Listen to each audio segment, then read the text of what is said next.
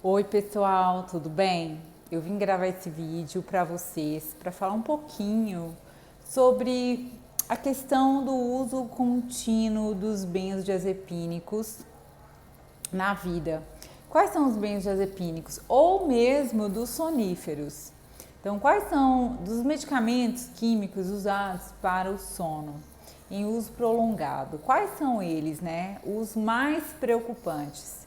Então, os primeiros são os benzodiazepínicos, que estariam aí dos piores, o lorazepam, que é um dos que causa dependência mais rapidamente e tem uma porcentagem alta de pessoas idosas usando, dependentes de lorazepam. O Rivotril, que é o clonazepam, o diazepam.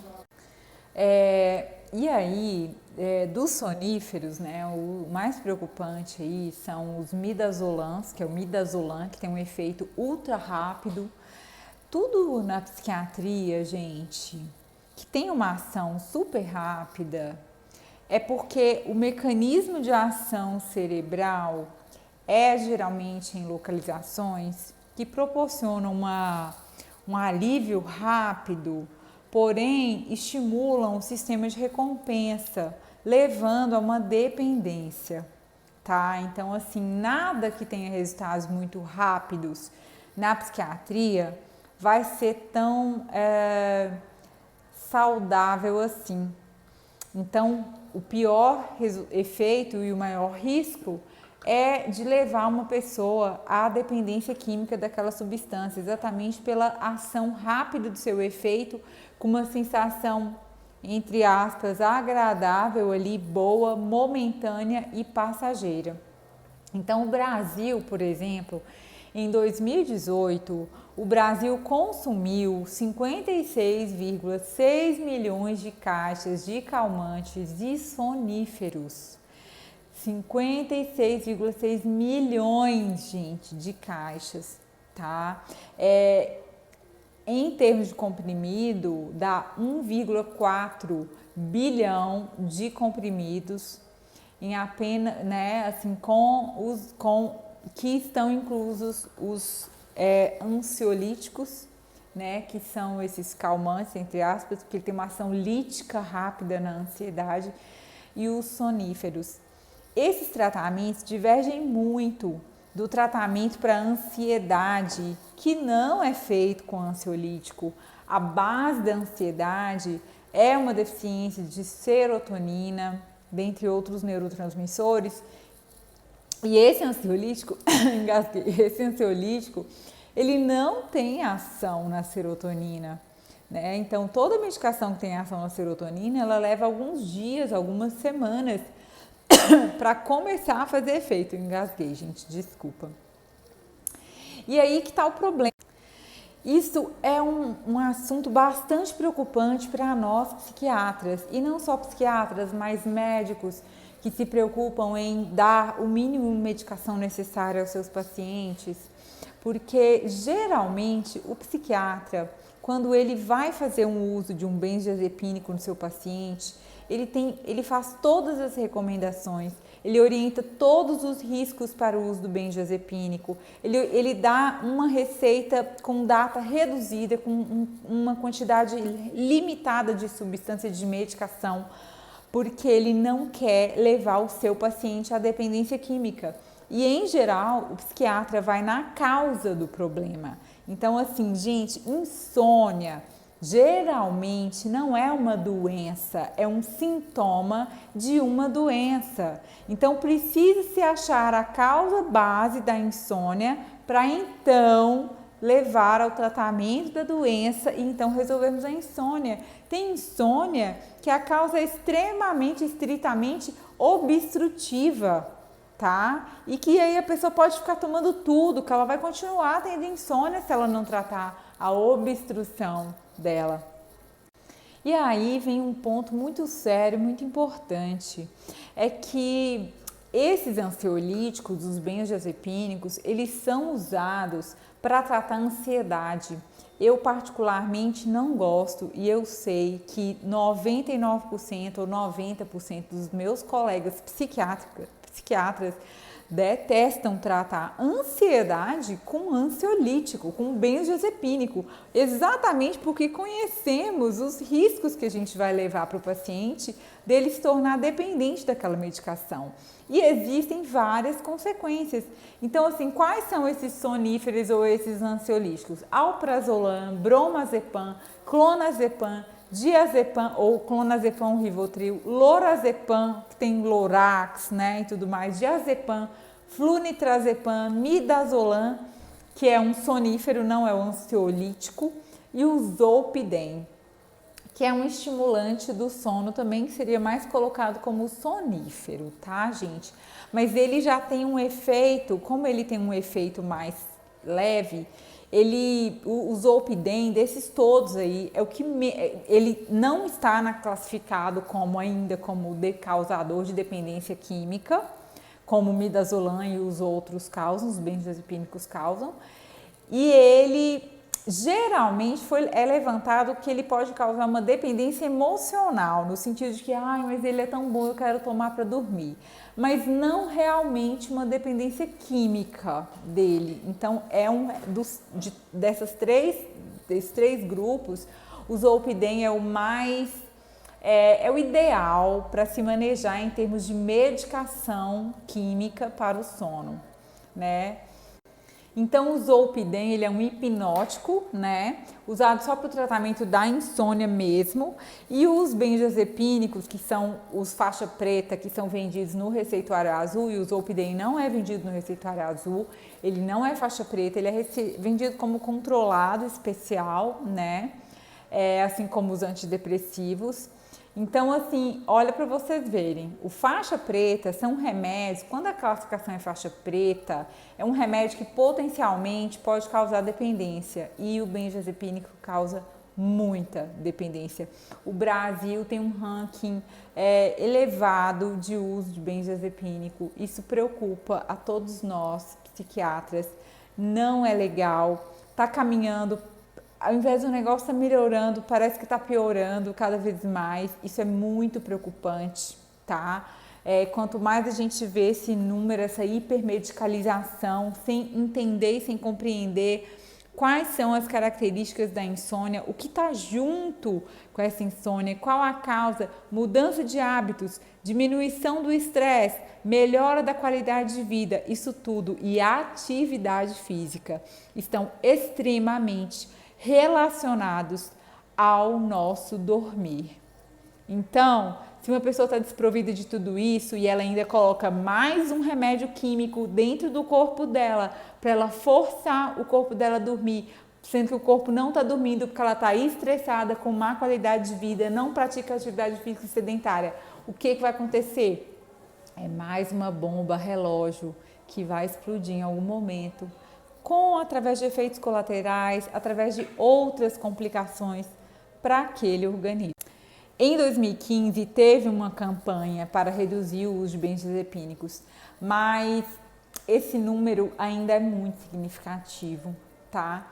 A sensação que eu tenho é, quando eu trabalho no SUS, eu me preocupo muito, porque a sensação que eu tenho é que eu não tenho a sensação no SUS que diminui, eu tenho a sensação no SUS que isso aumenta cada vez mais, principalmente quando o paciente não vai no especialista, no psiquiatra, para cuidar do sono. E ainda existe uma cultura, né, da clínica médica, dos neurologistas, não estou generalizando, mas é muito, eu vejo muito, o paciente vem até mim totalmente dependente de benzodiazepínico, que foi tipo 1% iniciado por psiquiatra, 99% iniciado ou por clínico, ou por cardiologista, ou por algum outro médico, ginecologista, neurologista, tá? Isso é muito preocupante. É um paciente que vem não tratado, que vem com um problema de que cada vez mais a droga, o benzodiazepínico não faz efeito, o midazolam não faz efeito e ele precisa dobrar a dose, triplicar a dose. Isso vai aumentando riscos para esse paciente. hipermedicalização, intoxicação, ocorrer às vezes algum efeito colateral e o paciente ficar extremamente sedado, associar com outros problemas e essa sedação levar o paciente a um coma, a um óbito, né? E uma resistência. As sinapses cerebrais, elas param de responder com um comprimido, começa a ter que responder com 2, com 3, e o paciente acha que a solução é aumentar a dose do medicamento. E o pior, gente, é que muitas vezes nos clínicos ou no médico que não é o psiquiatra, enfim, é claro que existem aqueles que se preocupam, mas o que eu vejo no SUS é que ao invés do médico interromper e falar, não, peraí, eu tenho sim muitos pacientes que vêm, porque assim, ó, eu não tô dormindo, eu já tomo esse benzodiazepínico e o médico falou que agora eu tenho que procurar psiquiatra. E aí eu acho ok.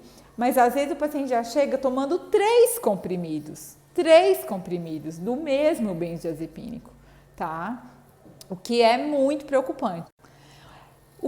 Outra coisa que é preocupante também é o nosso momento de vida. A gente está num momento onde tudo é fast, onde tudo é muito rápido, onde tudo tem que ser muito acelerado, tá?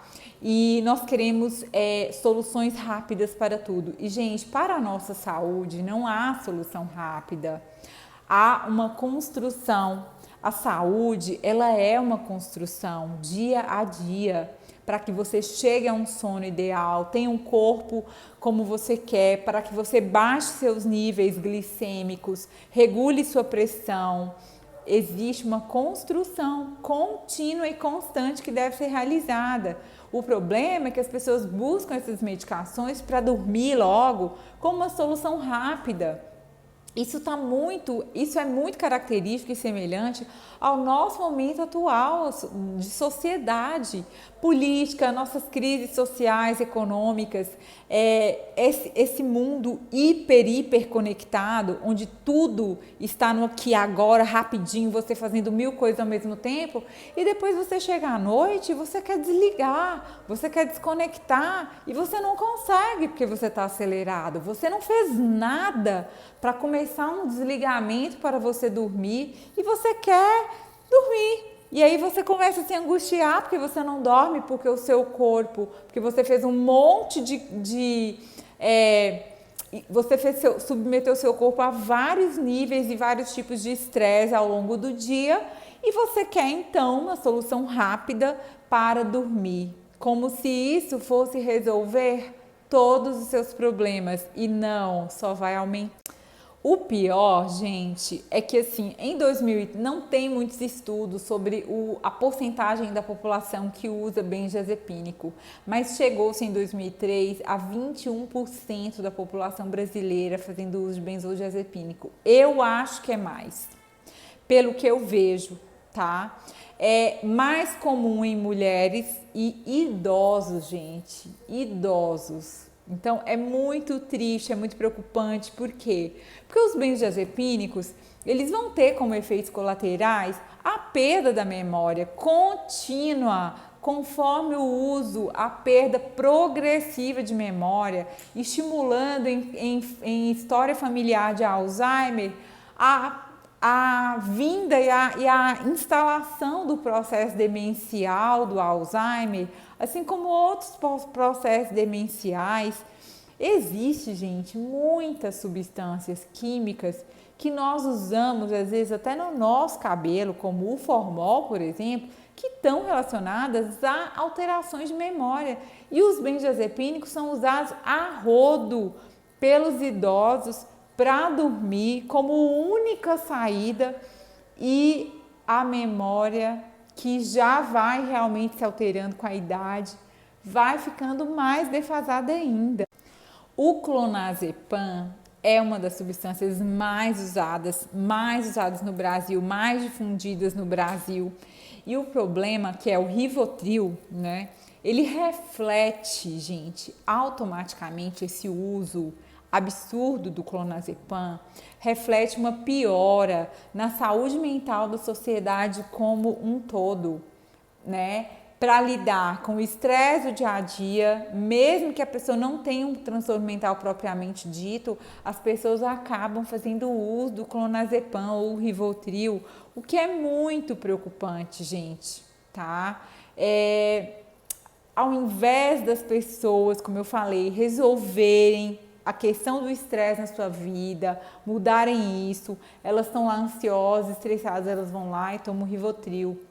Ao invés de dialogar consigo mesmas e de pensarem e de refletirem o que eu estou fazendo que está me levando a esse estresse, por que eu estou com esse medo? O medo bateu, a angústia bateu, por que eu estou com esse medo? O que está me levando a esse medo? Qual é o problema? E, gente, fazer psicoterapia é muito importante, é fundamental. Quantas vezes eu deixo de aumentar uma medicação de um paciente exatamente porque ele está fazendo psicoterapia e ele consegue manejar os medos, entender, ir nas causas dos medos deles, das angústias e resolver os problemas deles. Diferentemente de quem não faz terapia, que muitas vezes eu preciso aumentar e às vezes eu falo com o paciente, eu estou aumentando seu medicamento, porque se você estivesse fazendo terapia, eu não precisaria aumentar o medicamento, mas eu vou precisar aumentar para isso te ajudar, mas você precisa entender a causa do seu problema. Se você entender a causa e ir resolvendo o seu problema, você não vai precisar aumentar a medicação. Né? E assim os benzodiazepínicos, se você entender o porquê de seus medos, suas angústias em uma psicoterapia, por exemplo, que é um processo de autoconhecimento, você não vai precisar tomar nada para te acalmar, você vai lidar com a angústia, você vai sair do do tudo rápido, do resolver problema rápido, porque na verdade, quando você toma um remédio porque você está com medo, porque você está ansioso, porque você está angustiado, você não está resolvendo seu problema, você está colocando ele debaixo do tapete de novo porque ele tentou sair para fora do tapete e você tornou a enfiar a cabeça dele quando você toma um Rivotril, um clonazepam por causa de um problema, de um estresse, de uma ansiedade. Então, o remédio ele impede que você enxergue seu problema. Tudo bem que talvez naquele momento você vai estar tão ansioso que você não vai mesmo conseguir olhar para o seu problema. Mas o problema é que esse comportamento compulsivo de meu problema chegou diante de mim, olhou para mim, eu não aguento olhar meu problema, enfio você para debaixo do tapete, essa atitude recorrente, compulsiva, usando Rivotril, clonazepam, qualquer outro benzodiazepínico para você relaxar e ter a falsa, porque é falsa, a falsa sensação de que está tudo bem, porque é completamente falsa, porque você tomou um remédio, ele anestesia seu cérebro, você tem a sensação que está tudo bem, mas você enfiou seu problema debaixo do tapete. O seu problema vai sair do tapete de novo. Vai sair. E o que você vai fazer da próxima vez? Você vai encarar ele? Você está pronto para olhar seu problema no olho e resolver? Encarar e falar, isso dói, isso me machuca, eu estou com medo, mas eu vou resolver degrau por degrau. Você está pronto para fazer isso? Você não vai precisar tomar Rivotril. Você não está pronto para fazer isso? Você vai, mentalmente, o seu cérebro, que está ficando dependente de Rivotril ou de benzodiazepínico, qualquer outro, vai ativar em você a necessidade de usar novamente o Rivotril, porque não quer mais uma vez encarar aquele problema. Isso é dependência química, gente, né? Como que a pessoa está usando um dependente de cocaína, um dependente de um crack, como que essas pessoas fazem com a droga? Quando sai o efeito da droga, da cocaína, elas se deparam com a realidade crua e nua delas, uma realidade dolorosa, ou outras pessoas que às vezes ali não tá com aquela realidade crua e dura ainda, mas na hora que vem o problema para elas resolverem, e aí elas começam a ficar angustiadas ou começam a se sentir pequenas, eu não dou conta, eu não sou capaz, eu não presto mesmo. começa a ativar no cérebro, não, eu não presto mesmo, já que eu não presto, eu quero usar mais uma vez, eu vou usar de novo, eu vou mais uma vez e mais uma, porque eu não presto, eu quero fugir disso que a minha mente está me mostrando que eu não presto. Então o cérebro ativa o sistema de recompensa, que é, vamos compensar isso? É como quando você está ansioso, come um chocolate e come compulsivamente sempre que está ansioso, também ativa esse sistema de recompensa. Também ativa quando você tem uma tarefa para fazer e você fala, não, eu vou assistir Netflix aqui, porque e vai procrastinando sua vida e você foge para os filmes ali em horários que você deveria estar realmente estudando, fazendo alguma coisa que vai te gerar um resultado a longo prazo. Então, encarar nossos problemas degrau a degrau e resolvendo vai nos levar a um resultado de longo prazo. Não é a hoje, mas o fato de você encarar hoje, doer um pouquinho, mas você ir subindo degrau por degrau, te dá um pequeno prazer que vai te estimulando a chegar lá no final, naquela realização pessoal, tá? Que é diferente do prazer passageiro e rápido, causado por qualquer medicação, droga, benzodiazepínico, que cause dependência, tá? Então, assim, não encarar o problema, não encarar suas dores, né? Vai gerando esse comportamento compulsivo. E qual é a ação do benzodiazepínico, né, no cérebro? Como ele é um ansiolítico, lítico é tudo que quebra. Ele quebra uma ansiedade rápida, com uma ação rápida, tá? Que geralmente é nesse sistema de recompensa, neutralizando o nosso cérebro. Só que ele deixa você sem reações. Ele deixa você mais anestesiado, mais sedado. Ele deixa você mais como se estivesse anestesiado mesmo, né, gente? É anestesiado mesmo. Então, assim, você... Só que qual é o problema? Você anestesia suas emoções. Só que você não anestesia as ruins, você anestesia as boas. Então você deixa de estar ali presente, vivendo aquele momento. Então se é um momento que seu filho te chama, seu marido, sua família, no seu emprego, você está lá sendo um pouco só você, um pouco zumbi, um pouco você, um pouco no além, um pouco fora de si, não totalmente presente. E o que é a felicidade? Ser feliz é viver o momento presente, é o aqui e o agora.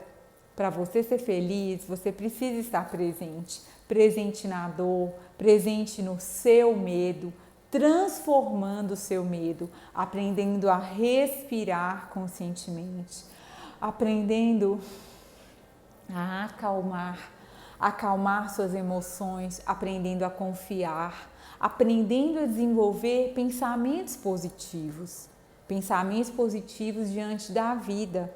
E aí, como que você vai fazer isso se você está anestesiado? Anestesiado pelo Rivotril, anestesiado pelo benzodiazepínico. Como que você vai lidar com o momento presente e trazer a felicidade para o aqui e agora se você estiver anestesiado? Não tem jeito. É preciso a gente abandonar a necessidade da compensação rápida, a necessidade de fugir para os químicos que nos sedam, que nos anestesiam, que nos privam de ter as nossas emoções. Você não vai se livrar do seu medo se você jogar ele para debaixo do tapete, sem encarar, se você se anestesiar e não enxergar seu medo real. Você só vai se livrar do medo se você encarar seu medo, se você com coragem caminhar e subir degrau a degrau, com a ajuda profissional, né? Com a ajuda médica, com a ajuda de psicoterapia, com orientação, que é o que nós fazemos no nosso consultório. Além da gente oferecer outras alternativas ao Rivotril para o paciente acalmar, para o paciente dormir, e outras alternativas ainda ao Zolpidem. Em último caso, eu uso o Zolpidem, tá? Que é o menos pior de todos. Mas sempre No nosso consultório, a gente oferece alternativas naturais, junto à natureza, óleos essenciais, alternativas de ortomolecular, da medicina ortomolecular, suplementos fitoterápicos, o próprio cuidado na alimentação que a pessoa está comendo à noite pode piorar ou pode estimular o seu sono, ou pode tirar o seu sono. Isso vale para a infância, para o adolescente, para o adulto, né? Então, é importante buscar ajuda para você aprender a encarar de frente seus problemas, suas necessidades, aquilo que está gritando dentro de você. Porque, na verdade, quando a gente tem medo, quando a gente tem ansiedade, quando a gente tem insônia, o nosso corpo fala, gente. O nosso corpo fala o tempo todo com a gente. Quando a gente está bem, quando a gente está mal, o corpo está falando. É para a gente tomar uma atitude assertiva e consertar alguma coisa que não está indo bem. Esse que é o ponto importante. Para concluir, gente, sobre a questão da retirada, né, ou da dependência do Rivotril, eu quero falar para vocês um aspecto muito importante. Nessa retirada do Rivotril, muitas vezes tem um transtorno mental de base, que pode ser uma depressão, uma ansiedade que não está tratada, que precisa ser avaliado pelo psiquiatra, que precisa ser tratado, tá? Ou às vezes está tratando, mas não está sendo dose suficiente. E como eu falei antes, às vezes não é o caso de aumentar a dose, e sim de associar a psicoterapia, que é fundamental para que o paciente, para que a pessoa entre em contato com sua problemática, consiga olhar para se perceber o que está faltando, o que seu corpo está pedindo, quais são os aspectos que precisam ser trabalhados, os seus problemas, daquilo que ela precisa enfrentar. Habilidades que precisam ser desenvolvidas em psicoterapia para enfrentamento e resolução de problemas. Isso é fundamental. Porém, com o tratamento, né, integrativo que eu faço, o uso de fitoterapias, na retirada do Rivotril, a gente costuma associar fitoterápicos, precursores de serotonina, como magnésio, vitamina B6, zinco, selênio. A gente costuma associar outros vitaminas do complexo B, como metilfolato, né, metil B12. A gente costuma melhorar os níveis de vitamina D, que tem muita correlação com imunidade, com humor, com depressão, com ansiedade, com até tratamento de obesidade, até obesidade está relacionado com níveis baixos de vitamina D, assim como vários transtornos mentais. Então a gente precisa corrigir os níveis de vitamina D do paciente. Tem tanta coisa bacana que dá para associar ao tratamento de um paciente com transtorno mental que está em retirada de Rivotril. E outra coisa muito importante é cuidar da alimentação do paciente, tá, gente? Um paciente com insônia, né? Onde começa a doença? Onde começa as alterações nossas, do nosso corpo? No intestino. E se é no intestino, é porque é pela boca. É pelo que a gente come, pelo que entra, que vai ser processado no estômago, que vai ter correlação com as enzimas digestivas, que vai se relacionar com isso, vai formar um bolo fecal, vai ser absorvido para o intestino, vai ser direcionado ao intestino, relacionando com os lactobacilos, com as bactérias, e aí produzindo neurotransmissores ou liberando toxinas. E isso aí tem correlação com todo o nosso corpo, com o nosso humor, com o nosso sono, com o nosso ritmo circadiano também. Então, não tem como cuidar da insônia sem cuidar da alimentação, sem cuidar dos hábitos alimentares. Alimentos muito pesados após as 18 horas, após as 20 horas, é muito prejudicial ao corpo, que aumenta a produção de cortisol na hora errada, que é à noite, que é a hora que a gente precisa dormir. E o cortisol causa mais vigília, inclusive se relacionando com os despertares noturnos. Então, a gente precisa criar condições para o nosso corpo também se acalmar, para poder dormir. E a alimentação e o que você come antes de dormir, ou seja, na noite, né?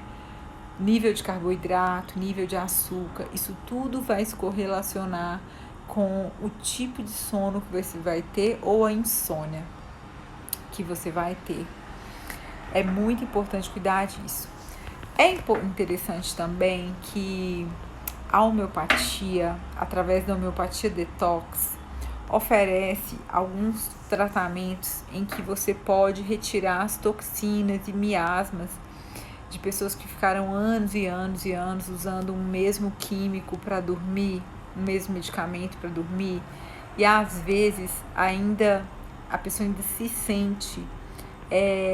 ainda sente que os efeitos colaterais, mesmo depois que para de tomar o remédio, ela sente como se os efeitos ainda do remédio não tivessem passado.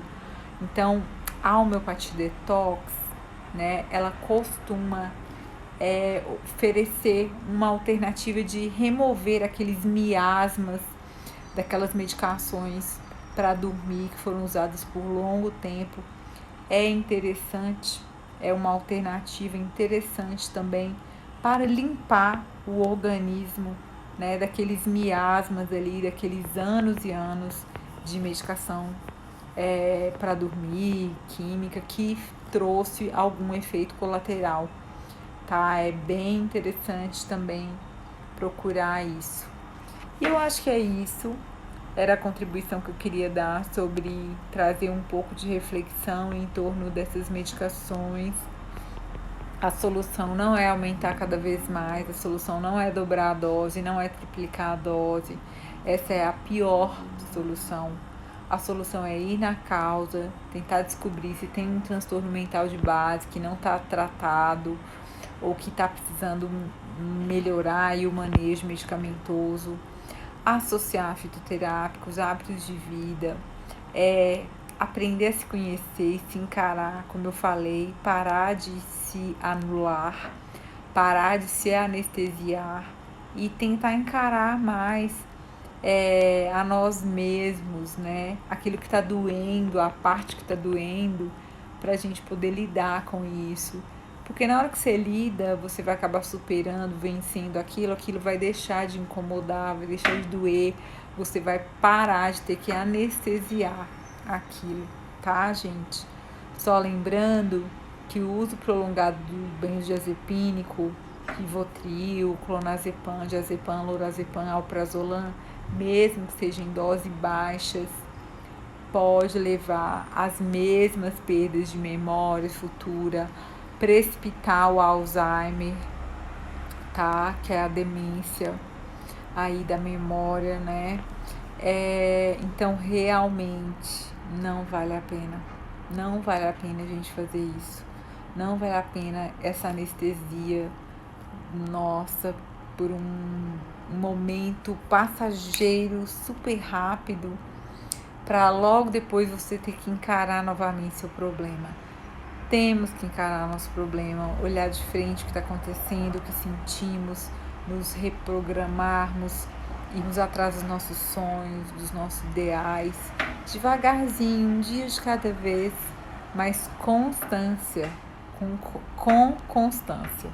Tá bom, gente? Espero que eu tenha ajudado com esse vídeo. Tudo de bom para vocês.